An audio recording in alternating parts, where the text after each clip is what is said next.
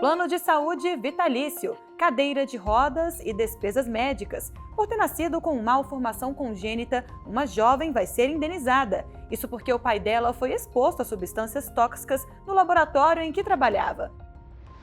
Você confere essa decisão no programa de hoje. E tem mais, a associação é condenada por tolerar racismo recreativo contra um serralheiro. Samantha Flor.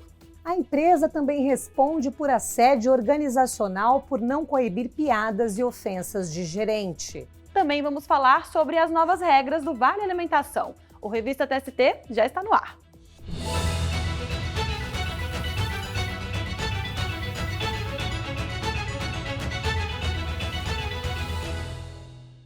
Em celebração aos 20 anos do prédio do TST, o nosso cenário hoje é a Biblioteca Délio Maranhão.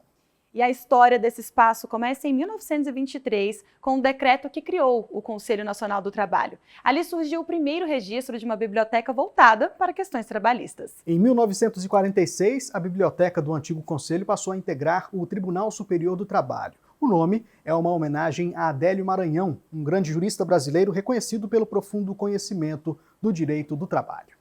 Agora a gente fala de racismo recreativo. Piadas no ambiente de trabalho podem virar caso de justiça. Um processo julgado aqui no TST mostra isso na prática.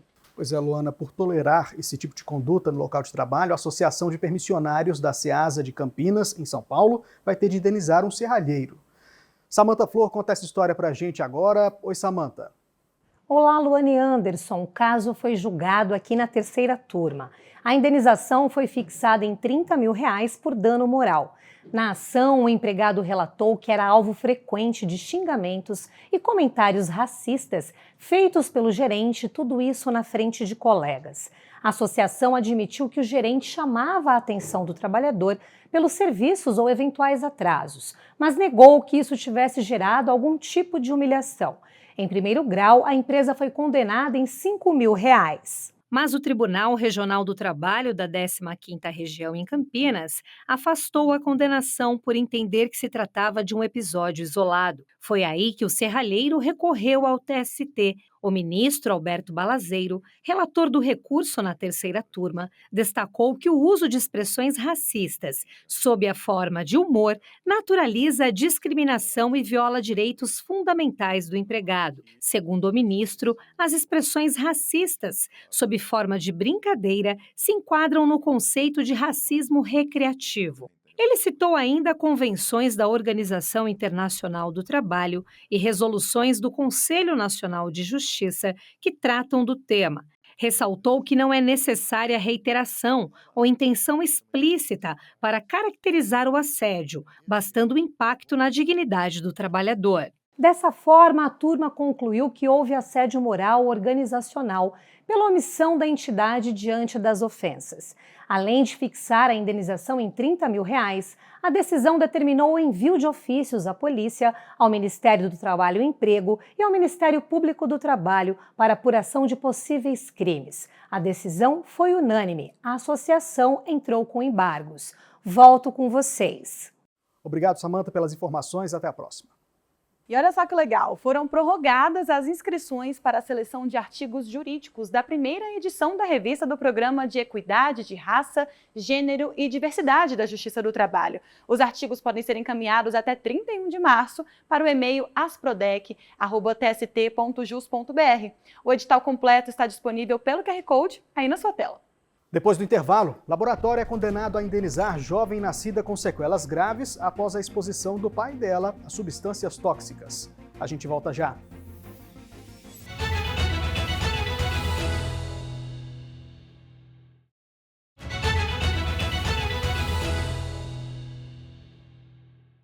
Estamos de volta e o assunto agora envolve as mulheres. Em celebração ao mês dedicado a nós, a Justiça do Trabalho vai dar prioridade a processos de trabalhadoras durante as conciliações que vão ser realizadas no mês de março.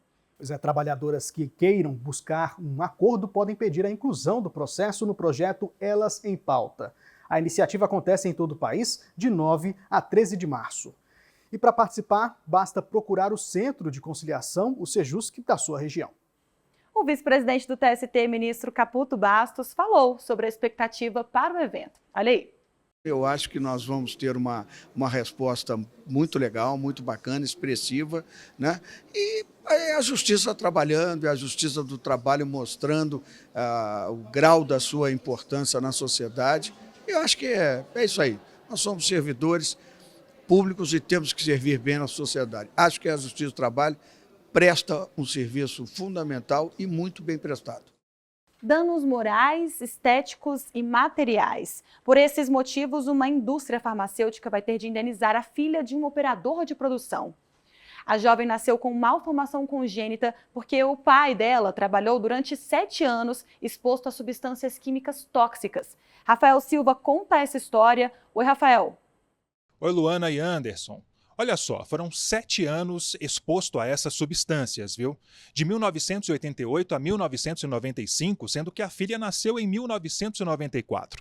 Após analisar o recurso, a 7ª turma do TST manteve a condenação imposta à indústria. O colegiado reconheceu a relação entre as condições de trabalho e as malformações congênitas. Com isso, foi aplicada ao caso a responsabilidade objetiva, decorrente do risco da atividade, além da responsabilidade subjetiva, pela negligência constatada no ambiente de trabalho. O operador de produção química trabalhou em contato contínuo com solventes orgânicos, aromáticos e compostos clorados que tiveram efeitos na própria saúde. Na ação trabalhista consta que ele desenvolveu distúrbios neurológicos e comportamentais. Em 1994, a filha dele nasceu com mielomeningocele, uma malformação na coluna, e hidrocefalia, que é o acúmulo de água no cérebro. Em setembro de 2013, exames confirmaram a contaminação do pai e da filha e a intoxicação com metais pesados e agentes cancerígenos, mutagênicos e teratogênicos que causam danos ao desenvolvimento do embrião ou feto. Então a jovem entrou na justiça com um pedido de reparação. A perícia médica apontou que diversos agentes presentes no ambiente da fábrica podem interferir no desenvolvimento embrionário e ocasionar malformações congênitas. O laudo concluiu que a combinação entre predisposição genética e exposição ambiental se somava à possível predisposição. A perícia também registrou a possibilidade de exposição indireta da mãe, diagnosticada com câncer de mama. Ela lavava as roupas e os calçados do trabalhador, impregnados pelos compostos tóxicos. No TST, a 7ª turma manteve a decisão da Justiça do Trabalho de Campinas, que havia condenado o laboratório a pagar R$200 mil por danos morais e R$100 mil por danos estéticos à filha do operador. A condenação também envolvia pensão mensal vitalícia, plano de saúde, cadeira de rodas e despesas médicas.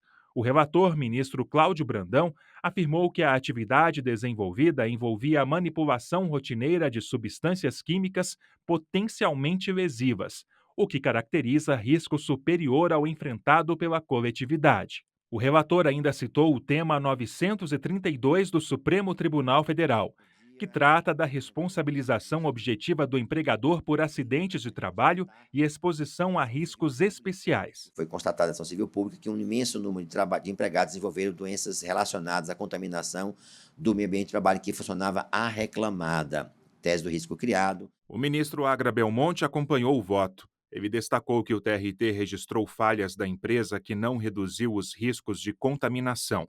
Havia exposição frequente, habitual, a determinados tipos de compostos causadores de todas as doenças aqui previstas e causadores até da questão relacionada a defeitos congênitos. Diante de tudo isso, eu não vejo como se pensar diferente, a não ser que existisse uma prova cabal. O desembargador convocado, José Pedro de Camargo, também reforçou que esse é um caso que envolve dano em ricochete, que ocorre quando um ato ilícito contra uma pessoa gera indiretamente sofrimento e abalo emocional a pessoas próximas. Nesse tempo de ele trabalhando na empresa, a mulher engravidou, teve a criança, né, e foi gerada com uma patologia que decorre exatamente do contato com esses venenos. A decisão foi unânime. Com isso, a filha do trabalhador será indenizada em R$300 mil, além de ter plano de saúde, tratamento médico e cadeira de rodas custeados pela empresa. Volto com vocês. Tá certo, Rafael. Muito obrigada pelas informações e até mais. E a ex-mulher de um caminhoneiro morto no acidente de trabalho não vai ter direito à indenização. A decisão é da 5ª turma do TST. O colegiado entendeu que não ficou comprovado vínculo afetivo íntimo entre ela e o trabalhador. O motorista de caminhão trabalhava em uma indústria de plásticos de Itapejara, no Rio Grande do Sul. Ele morreu em uma colisão com outro caminhão quando voltava de uma entrega. Os 3 filhos do caminhoneiro e a ex-esposa dele entraram com uma ação contra a empresa pedindo indenização por danos morais. Ao avaliar o caso, o Tribunal Regional do Trabalho da 4ª Região determinou que a empregadora pagasse R$60 mil a um dos filhos, então adolescente, e R$50 mil a cada um dos outros 2 filhos, adultos. O TRT também fixou uma indenização de R$10 mil à ex-esposa do motorista, com o argumento de que os danos morais eram presumíveis. A indústria recorreu ao Tribunal Superior do Trabalho. O relator do caso foi o ministro Breno Medeiros, da 5ª turma. No voto, ele considerou que a situação da ex-mulher do trabalhador não se enquadra no dano em ricochete, que é quando se indenizam familiares próximos e pessoas que tinham relação íntima de afeto com a vítima de acidente ou doença ocupacional. E eu entendi que aí não há dano moral, eu acho que rompe aí a relação existente com todos, porque o fundamento é só o fato dela ser ex-esposa e de ter filhos em comum com do casal. Mas aí os filhos têm o seu direito ao dano em ricochete, mas a ex-esposa não. O ministro Douglas Alencar e a ministra Morgana Richa também votaram como relator. Ainda cabe recurso da decisão. Depois do intervalo, Vale Refeição ganha novas regras. Em entrevista, nossa equipe tira dúvidas sobre esse benefício. É daqui a pouco.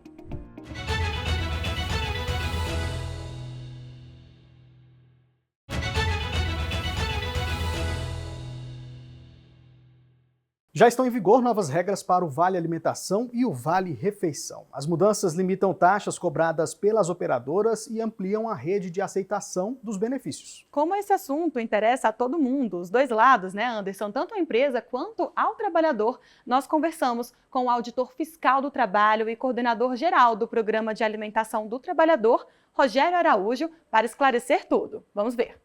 Olá, você que acompanha o Revista TST. São 3 grandes mudanças. A limitação nas taxas que são cobradas pelas operadoras, maior agilidade no repasse dos pagamentos e a aceitação de qualquer cartão em qualquer maquininha. Dessas 3 mudanças, 2 já estão em vigor. E quem vai explicar tudo isso para a gente agora é o Rogério Araújo, que é auditor fiscal do trabalho e coordenador geral do Programa de Alimentação do Trabalhador. Rogério, muito obrigado por sua participação aqui no programa. Eu que agradeço, estou muito feliz de poder explicar para a população, para todos os interessados, né, das mudanças do PAT, que é um programa tão importante, uma política pública realmente expansiva e extensiva para 22 milhões de trabalhadores no Brasil. Vamos começar com essa limitação da taxa que é cobrada pelas operadoras. Qual que era a alíquota, o percentual e quanto que deve ser agora? Durante anos, a gente pôde observar taxas extremamente altas sendo cobradas dos estabelecimentos que ali aceitavam os cartões de VA e VR, né, Vale Alimentação e Vale Refeição. A gente chegou a constatar taxas de até 12%, e isso fez com que o governo entendesse que era importante uma intervenção nesses valores para que a gente pudesse trazer isso mais próximo da realidade do crédito e do débito para que os estabelecimentos pudessem continuar operando no PAT. Então, a gente trouxe essa taxa para o limite de 3,6% ao mês, para que não houvesse esses abusos, taxas tão abusivas quanto eram praticadas até então. O segundo ponto é essa agilidade do repasse do pagamento, não é? Do estabelecimento para receber o valor da operadora. Qual que é a grande mudança? O PAT é muito importante que todos saibam que ele é um evento que é pré-pago. A empresa, quando ela fornece o Vale Alimentação, Vale Refeição para o trabalhador, essa facilitadora, que é a operadora do PAT, ela já recebeu esses valores. E a gente constatou também que havia um prazo de 30 e até 60 dias sendo usados para essas empresas fazerem a liquidação, o que não se justificava, visto que hoje é tudo feito de meio eletrônico. Então a gente limitou esse prazo para 15 dias para que houvesse essa liquidação, isso não afetasse o capital de giro, principalmente dos pequenos estabelecimentos. Eu falei de 3 mudanças, que 2 já estão em vigor, mas uma delas não. Somente a partir do final do ano, de novembro, que é qualquer cartão ser aceito em qualquer maquininha. Por que isso ficou mais para o final do ano, Rogério? A gente concedeu um prazo de 360 dias para que as empresas pudessem efetivamente adequarem seus sistemas. Porque hoje o que acontece? O trabalhador tem que perguntar, meu cartão é aceito nessa máquina? Né? Eu tenho um cartão X. Essa máquina aceita, esse estabelecimento aceita esse cartão X ou não?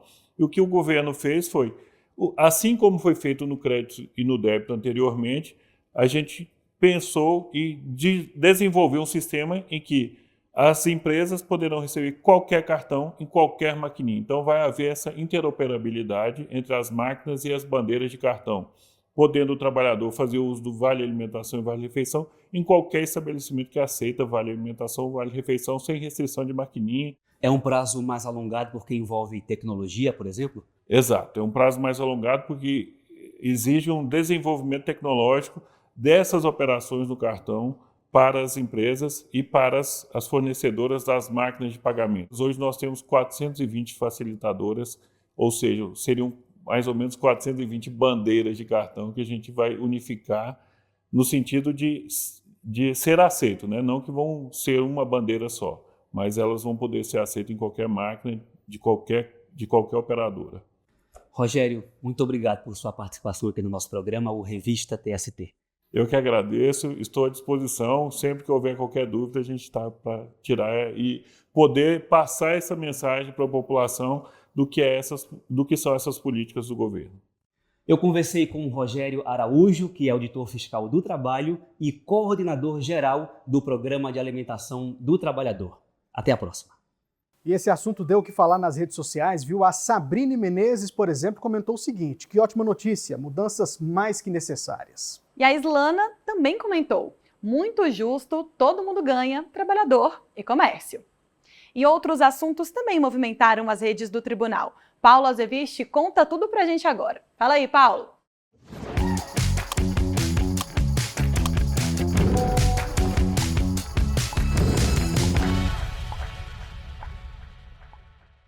Não te pago para você dar opinião sobre a minha vida. Tudo bem, a senhora me paga para eu trabalhar e eu faço o melhor que eu posso. E é muito ruim isso, né? Péssima. Como foi a senhora que exigiu que eu substituísse a minha mãe? Se a senhora não está satisfeita com o meu serviço, é melhor mandar embora. Agora, é melhor ter uma boa justificativa.